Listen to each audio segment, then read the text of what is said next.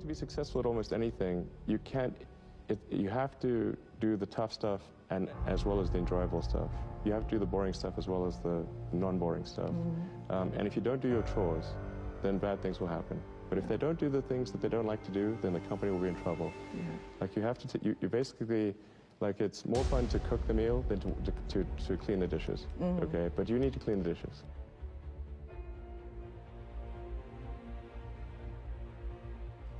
Well, first of all, I'd say I actually think I feel fear quite strongly. So it's not as though I just have the absence of fear. I feel it quite strongly. But there are just times when something is important enough, you believe in it enough, that you do it in spite of the fear. People shouldn't think, well, I feel fear about this and therefore I shouldn't do it. It's normal to feel fear. When starting SpaceX, I thought the odds of success were less than 10%.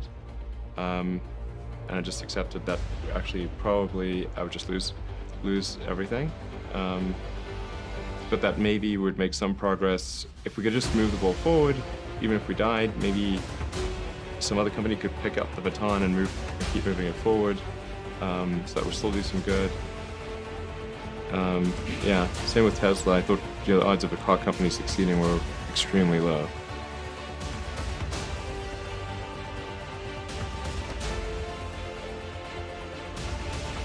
How quick are you to fix the mistakes, not will you make mistakes? And if you see the difference between a startup that is successful and one that is not, and it's because the successful one, they both made mistakes, but the successful one recognized the mistakes, fixed them very quickly, and the unsuccessful one tries to deny that the mistakes exist.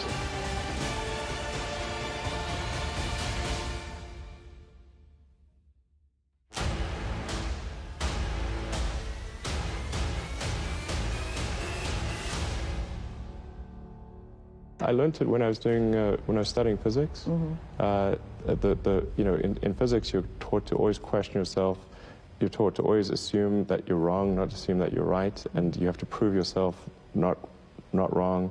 And so I think that physics framework is really where I learned it, and it's very effective for learning counterintuitive things that aren't obvious. If you only do things that are certain to succeed, then you're only going to be doing very obvious things. Definitely advise people who are starting a company to expect a long period of quite high difficulty. Yeah. But I mean, as long as people stay super focused on creating the absolute best product or service that really delights their end customer, if they stay focused on that, then if you get it such that your customers want you to succeed, then you probably will.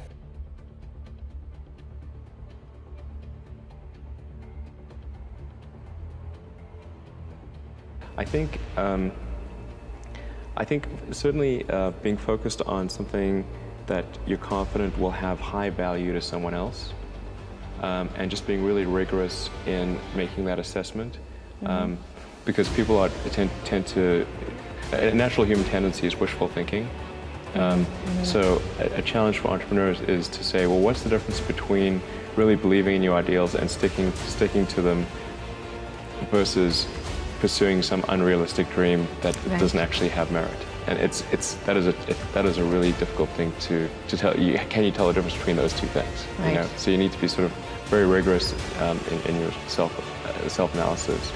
I think certainly extremely tenacious, and then just work like hell. I mean, you just have to put in, 80 to 100 hour weeks every week.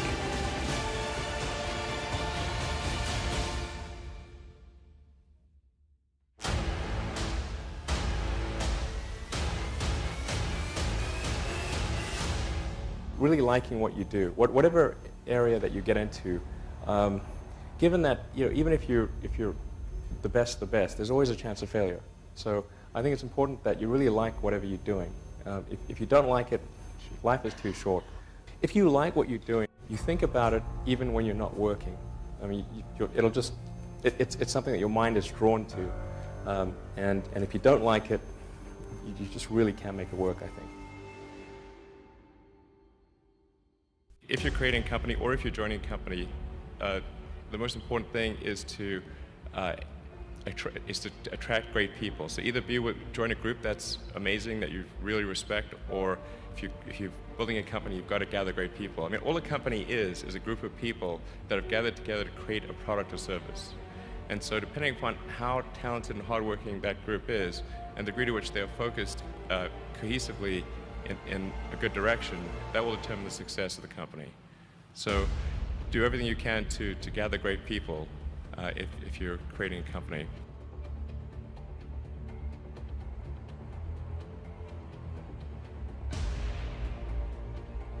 The whole purpose behind Tesla, the reason I put so much of my time and money into helping create the business is we want to serve as a catalyst for accelerating the electric car revolution.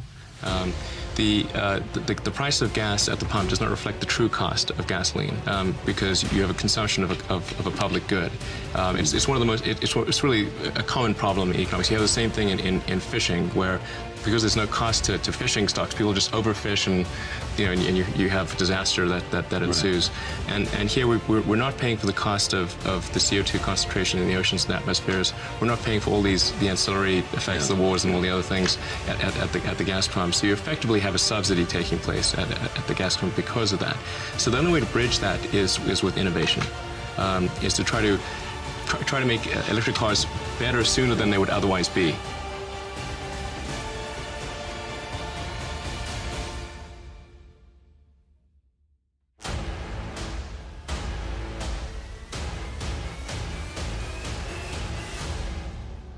You've got to make sure that whatever you're doing is a great product or service. It has to be really great. And I go back to what I was saying earlier, where if you're a new company, I mean, unless it's like some new industry or new market that, if it's an untapped market, then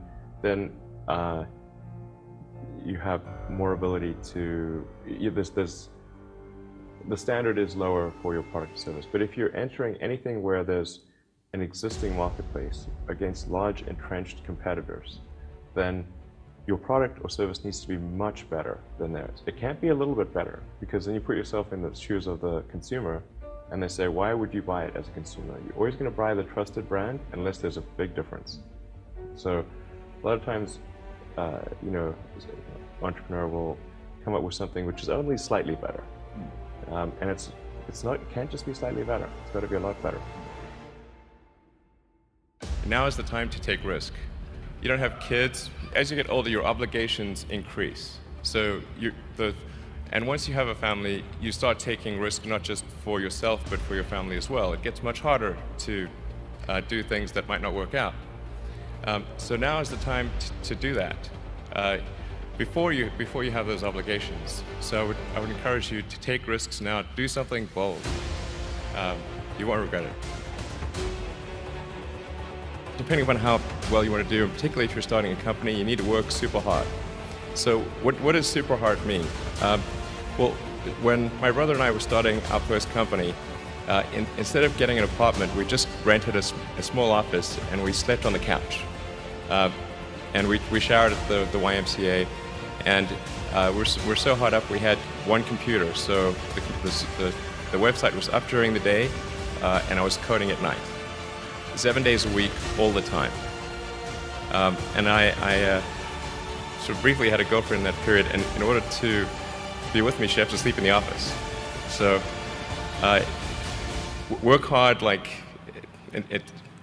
every waking hour. That's the thing I would say, particularly if you're starting a company. And I mean, if you do simple math, you say like, okay, if somebody else is working 50 hours and you're working 100, you'll get twice as much done in the course of a year as the other company. You want to try to make every element of the car as flawless as possible. And there will always be, some degree of imperfection, but try to minimize that and create a car that is just delightful in every way. And I think if you do that, then the rest kind of takes care of itself.